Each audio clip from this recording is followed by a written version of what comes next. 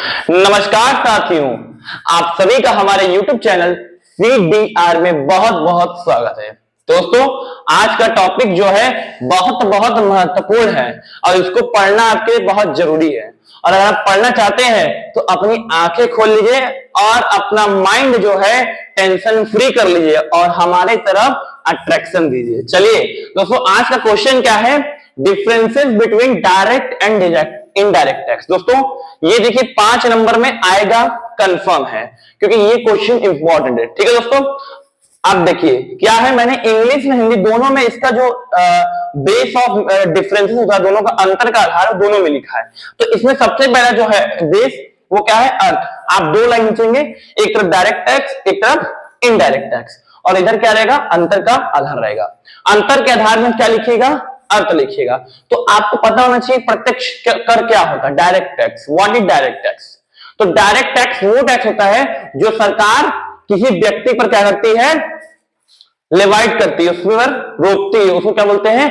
Direct tax बोलते हैं। ठीक है। और इनडायरेक्ट टैक्स वो टैक्स होता है जो किसी व्यक्ति पर लगाया जाता है और वो किसी अन्य व्यक्ति को क्या करता है? आगे बढ़ाता है या ट्रांसफर कर देता है। ठीक है। चलिए, अब इसका दूसरा जो है अंतर का क्या है? भार। भार कहे तो इंसिडेंस, इसको इंग्लिश बोलते हैं इंसिडेंस। जो डायरेक्ट टैक्स इंसिडेंस है वो उसी व्यक्ति को पड़ता है जो व्यक्ति क्या है? उसके लायबल होता है। जैसे फॉर एग्जांपल मैंने क्या किया? इनकम जनरेट किया 1000 रुपीज, तो हमारे ऊपर टैक्स लगेगा, तो पे हमारा उसका जो भार होगा वो मेरे को देना होगा। तो इसका इंसिडेंस उसी व्यक्ति को देना होता है जो व्यक्ति क्या होता है? कमाता है। लेकिन अप्रत्यक्ष वाले कंडीशन में क्या होता है? उसका भार जो है किसी और व्यक्ति पर ट्रांसफर कर दिया जाता है। ठीक है। चलिए, तीसरा एग्जाम्पल है। तीसरे में आपको क्या लिखना है? एग्जाम्पल लिखना। अब आप एग्जाम्पल क्या लिखेंगे? प्रत्यक्ष कर का उदाहरण क्या होगा? आप बताइए। आयकर, इनकम टैक्स। इनकम टैक्स एकदम गुड एग्जाम्पल है, लिख दीजिएगा कि प्रत्यक्ष कर का जो उदाहरण है वो आयकर है। चलिए आगे चलते हैं। और अप्रत्यक्ष कर का उदाहरण क्या है? वस्तु। ठीक है। वस्तु एवं सेवा पे क्या होता है? अप्रत्यक्ष कर टैक्स लगता है। चलिए, नेचर। नेचर क्या लीजिए? जो हमारा डायरेक्ट टैक्स होता है उसका नेचर क्या होता है? प्रोग्रेसिव होता है। प्रोग्रेसिव का तो बढ़ता है। आप क्या हमेशा इनकम क्या करेंगे? बढ़ाने की सोचेंगे, घटाने की सोचेंगे? आप बढ़ाने की सोचेंगे। और इनकम बढ़ेगा तो क्या होगा? टैक्स भी बढ़ेगा। ठीक है। तो इसका नेचर क्या है? प्रोग्रेसिव। और अप्रत्यक्ष का नेचर क्या है? रिग्रेसिव है, मतलब कम। रिग्रेसिव मतलब नीचे की ओर। तो आप हमेशा क्या सोचेंगे? जितना कम से कम टैक्स उतना कम से कम लगे।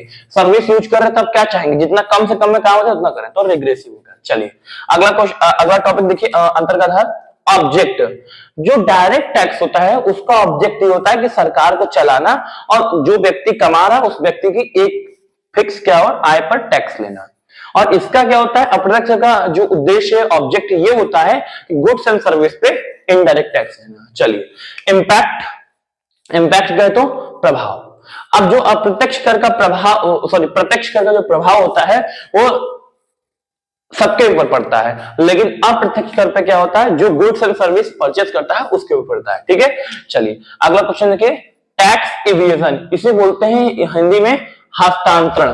दोस्तों, आपको अगर डायरेक्ट टैक्स देना है, समझ लीजिए मैं क्या हूं? ए नाम का पर्सन हूं, मेरे को क्या है? टैक्स देना है, तो मैं इनकम टैक्स पे जो टैक्स लगा है वो ट्रांसफर नहीं कर सकता हूं। तो ये क्या है? टैक्स इवेजन नहीं हो सकता। बट इनडायरेक्ट टैक्स कंडीशन में क्या होगा कि मैंने एक पैकेट पूरी बिस्किट खरीदी, ठीक है, पूरे होलसेल में, और उसको क्या किया? जनरल स्टोर में जाके रिटेल में एक एक पीस बेचा, तो मैंने क्या किया? इनडायरेक्ट टैक्स को ट्रांसफर कर दिया। तो इसमें क्या हो सकता है? इसमें नहीं हो सकता है। चलिए अगला क्वेश्चन देखिए, ट्रांसफरबिलिटी। ट्रांसफरबिलिटी का तो हस्तांतरण। इनकम टैक्स में जो ये प्रत्यक्ष कर होता है वो हस्तांतरण नहीं किया सकता, लेकिन अप्रत्यक्ष कर ट्रांसफर किया जा सकता है। ठीक है। चलिए अगला क्या है? सेविंग एंड इन्वेस्टमेंट, बचत और निवेश। प्रत्यक्ष कर में बचत और निवेश नहीं किया जा सकता, क्योंकि बचत कर में क्या होता है? आप अपने आय का एक हिस्सा कर में देते हैं, तो वहां पर बचत और निवेश नहीं हो सकता है। लेकिन अप्रत्यक्ष कर में आप बचा सकते हैं, आप चाहे तो कम खरीद कर अपना टैक्स को सेव कर सकते हैं। अगला क्या है? इन्फ्लेशन। इन्फ्लेशन का है तो महंगाई।